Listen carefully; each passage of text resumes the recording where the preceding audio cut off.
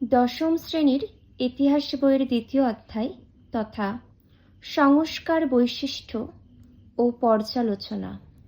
এই অধ্যায়টির অত্যন্ত গুরুত্বপূর্ণ প্রশ্ন উত্তর, যেগুলি তোমাদের সাজেশন, আজ সেগুলি তোমাদের কাছে তুলে ধরছি। তোমরা পারলে নিজেদের খাতায় লিখে নাও আর মন দিয়ে শুনতেও থাকো। চলো আমরা প্রশ্ন উত্তরগুলি একে একে জেনে নিই। প্রথম প্রশ্ন, কে কি উদ্দেশ্যে তত্ত্ববোধনী সভা প্রতিষ্ঠা করেন? এই সভার কয়েকজন উল্লেখযোগ্য সদস্যের নাম লেখো। দেখো, দেবেন্দ্রনাথ ঠাকুর 1839 খ্রিস্টাব্দে তত্ত্ববোধনী সভা প্রতিষ্ঠা করেন। এটি মূলত সংস্কারমুক্ত ধর্ম আলোচনার উদ্দেশ্যে এই সভা প্রতিষ্ঠা করেন তিনি। পরবর্তী দেখে নাও, এই সভার কয়েকজন উল্লেখযোগ্য সদস্যদের নাম দেখো, ঈশ্বরচন্দ্র বিদ্যাসাগর, রামতনু লাহিড়ী, অক্ষয় কুমার দত্ত, রাজনারায়ণ বসু প্রমুখ ব্যক্তিগণ। পরবর্তী, সতীদাহ প্রথা কি? এটি মূলত বড় প্রশ্ন আকারে আসে, তাও একটু জেনে নাও।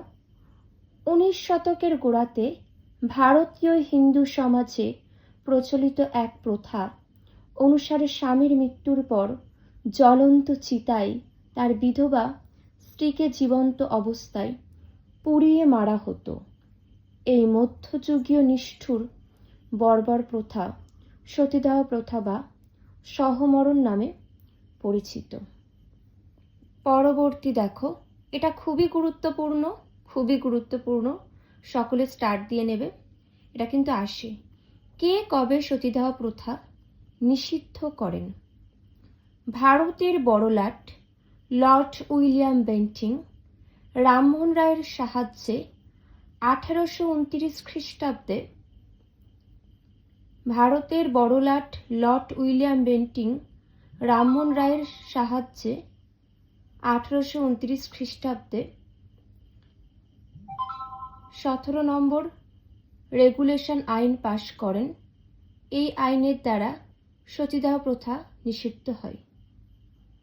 পরবর্তী প্রশ্ন দেখে নাও, কে কবে বিধবা বিবাহ আইন পাশ করেন?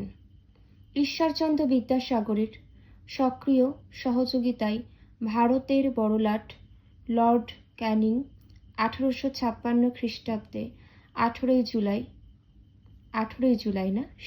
জুলাই বিধবা বিবাহ আইন পাশ করে বিধবা বিবাহকে আইনি স্বীকৃতি দেন। পরবর্তী, কবে কার উদ্যোগে প্রথম বিধবা বিবাহ সম্পূর্ণ হয়? 1856 খ্রিস্টাব্দে 7ই ডিসেম্বর বিদ্যাসাগরের উদ্যোগে। দেখে নাও, শ্রীশচন্দ্র বিদ্যারত্ন বর্তমানে কালীমতি নামে জৈনিক বিধবাকে বিবাহ করলে কলকাতায় প্রথম বিধবা বিবাহ সম্পন্ন হয়। পরবর্তী প্রশ্ন দেখে নাও, কবে কার উদ্যোগে মহসিন শিক্ষা তহবিল গড়ে ওঠে? দেখে নাও তোমরা এটা। পরবর্তী প্রশ্ন তোমরা দেখো, ব্রাহ্ম সমাজের যে কোনো দুটি সমাজ সংস্কারমূলক কাজের উল্লেখ করো। দেখো, বাল্যবিবাহ ও বহুবিবাহ নিষিদ্ধ করার জন্য 3 আইন প্রণয়নে সরকারকে বাধ্য করা। পরবর্তী, শিক্ষার প্রসার, নারীর স্বাধীনতা প্রভৃতির পক্ষে জনমত গড়ে তোলা। নেক্সট, কে কবে ব্রাহ্ম সমাজ প্রতিষ্ঠা করেন? রাজা রামমোহন রায় 1828 খ্রিস্টাব্দে ব্রাহ্ম সভা প্রতিষ্ঠা করেন। দেখো, 1830 খ্রিস্টাব্দে ব্রাহ্ম সভার নাম হয় ব্রাহ্ম সমাজ। পরবর্তী প্রশ্ন, 3 আইন কি?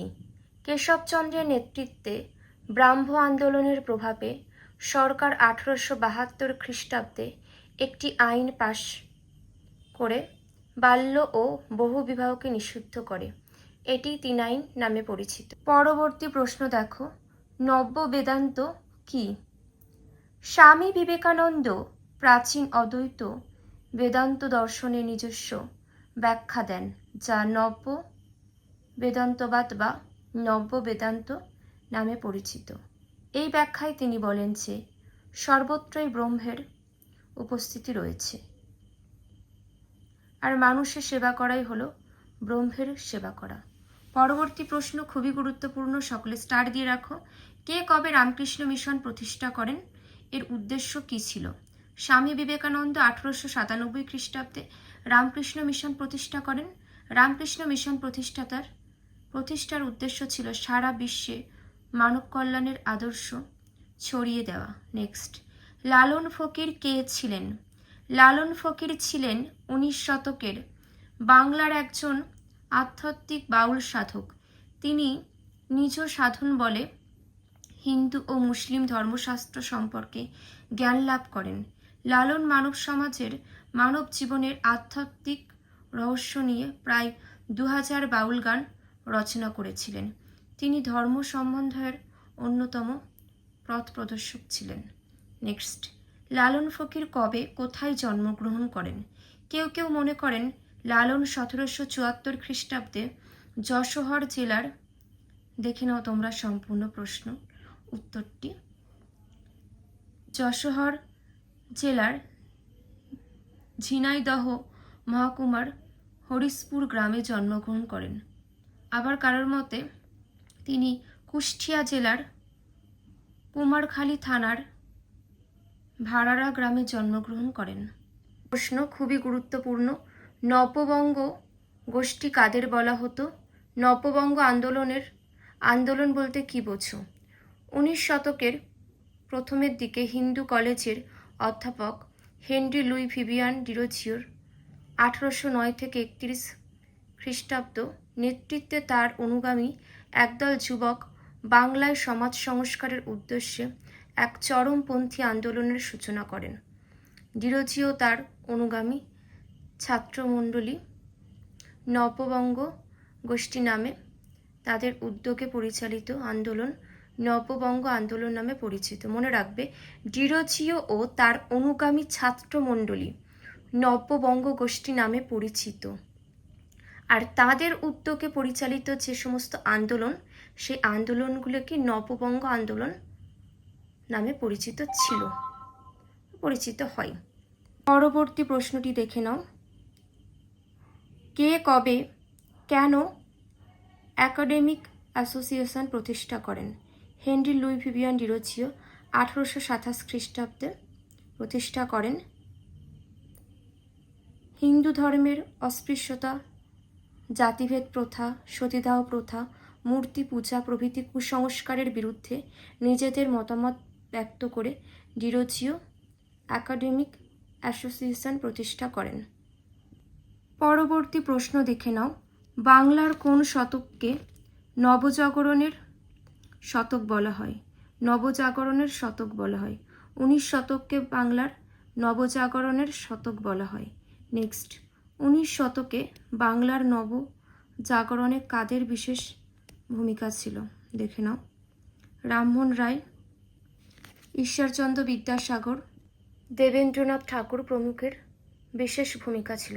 যে তথ্যগুলি আলোচনা করে দিলাম প্রত্যেকটাই ভীষণ গুরুত্বপূর্ণ। তোমরা কিন্তু এগুলি খাতায় লিখে নেবে, লিখে ভালো করে মুখস্থ করে ফেলবে। এখান থেকেই তোমাদের পরীক্ষাতে অনেক প্রশ্ন আসবে।